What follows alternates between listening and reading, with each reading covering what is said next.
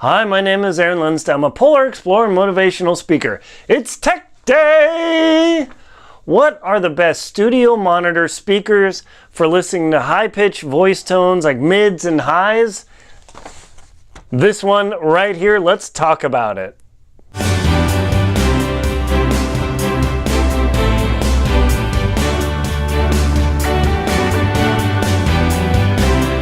This studio monitor speaker here is definitely the best for mid-tones and highs in the price range.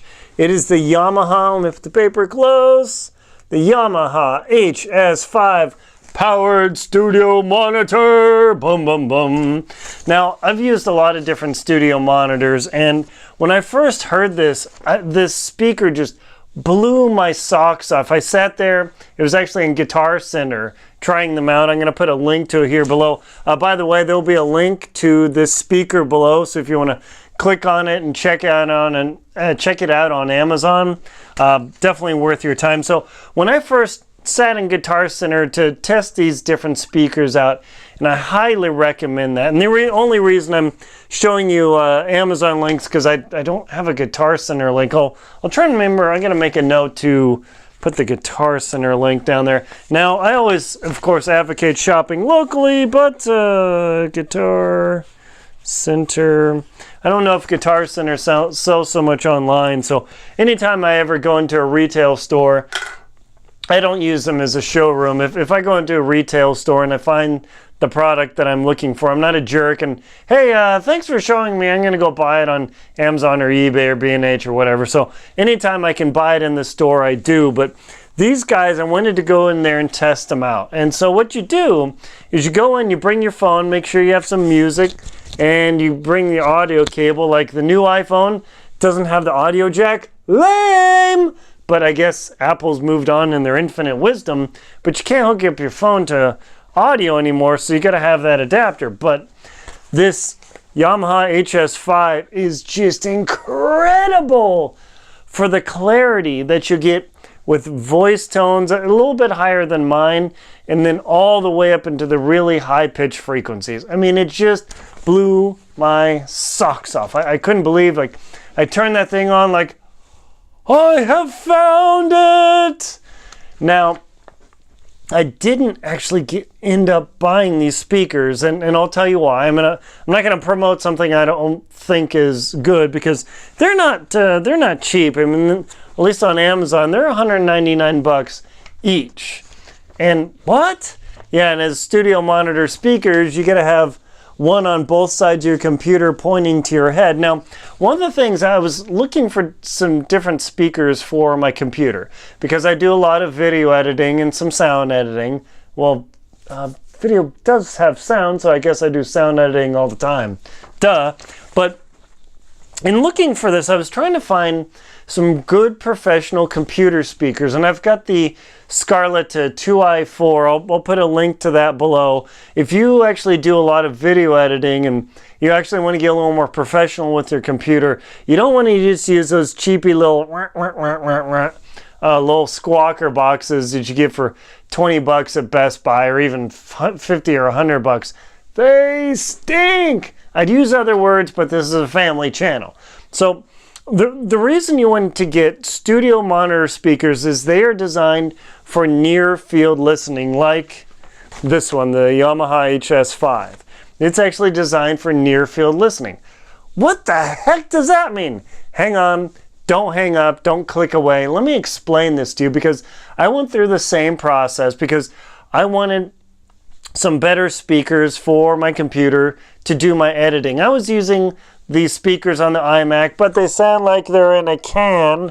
It sounds okay, but it still sounds like it's a can. I mean, it's not bad. But I've seen other studio and editing setups where they have these cool speakers. I mean, I've got my headphones. If you want the best headphones, I've got a link below to that too. Those Sony 7506s, there is nothing better in that price range.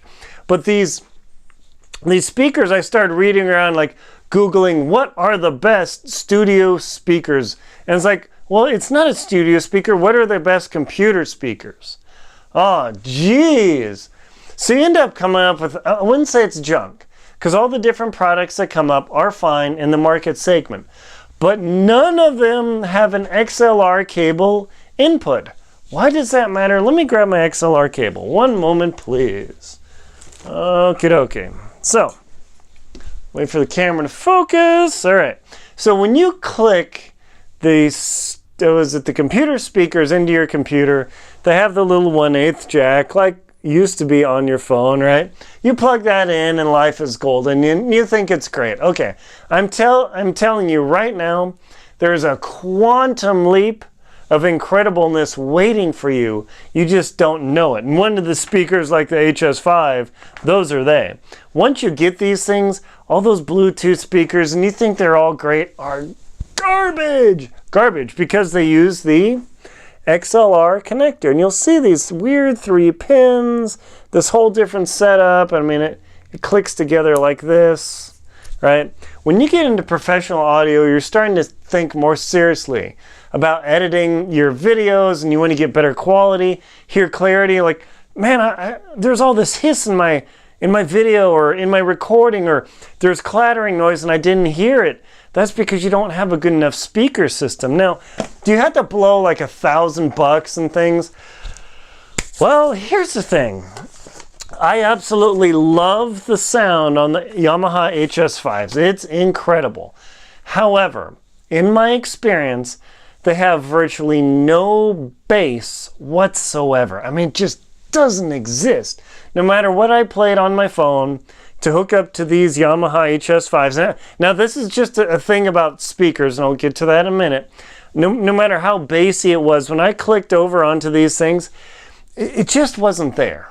Now for me, I prefer to have the full range of audio. Now, in the 150, like the JBLs that I have, or the Yamaha's 200, probably up to $300 from the $100 to $300 range, you're going to have to make some, I would say, sacrifices, simply because you haven't thrown enough credit card down or enough cash or whatever you use to get into the range where you have got this full spectrum of audio. So in order to make these perform as best as you can, you really need to buy the Yamaha subwoofer with them.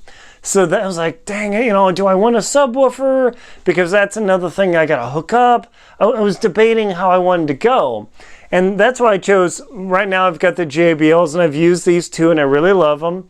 I tested them out at Guitar Center, tried them out on the computer, and it was great. So for me, if you've got just mid-tones, a little bit of lows, and plenty of highs and voices, especially female voices and other like birds chirping, it is really hard to beat the Yamaha HS5. Now, you say 5-inch speaker, I mean, that sounds really small. No. The boxes are like this big. They're really big. Let me, let's see. Let me take my camera off and I'll show you here. It's probably gonna be kind of dark. Okay, that's what my Yamaha or my JBL looks like on the side of my computer, right? There, and that's an iMac 27. They end up being pretty sizable. So even though it sounds like, oh, a 5-inch speaker sounds really lame. Oh, blurry. This thing will focus eventually. But, oh, good grief, come on. It's one thing about my camera. So that is the one thing about these type of speakers is most of them, and even though they're $200 each, so just to get a pair, you're out 400 bills. Yeah, it's quite a bit of money.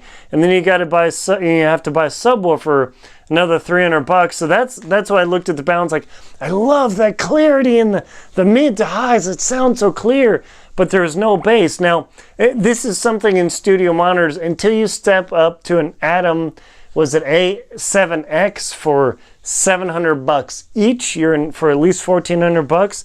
These are pretty darn hard to beat. I really like the sound out of them, the clarity. I mean, I've looked at buying these and then putting my JBLs and doing some mixing and all sorts of craziness. It's a tough call. It really is a tough call. But in order to use these, you must have a way to hook up with an XLR. Now I'm going to put a link below to this special controller where you can put that little 1/8 jack into this little controller box, turn the volume up and down, and hook it to these speakers. So if you don't have a total audio kit, you can still run them off your computer. It's not as perfect and as good, but boy, just the links below, check it out. I've got a couple other videos about that controller, the Scarlett I've got my JBLs, all this sort of stuff. And also for these, you're going to want some foam speaker stands, I know.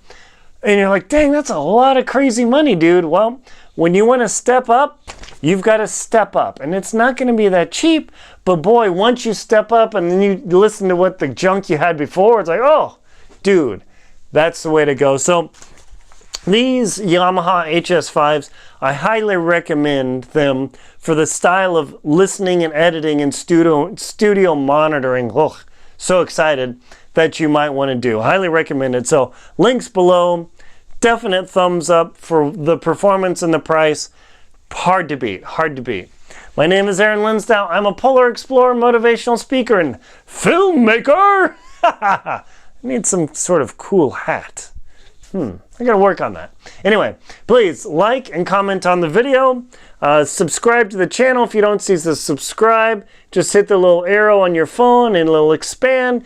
The links are below. Hit the arrow on your phone and you can check out all the links. Please support my video channel on Venmo, PayPal, and Patreon. Links below on the same. Thank you very much for watching.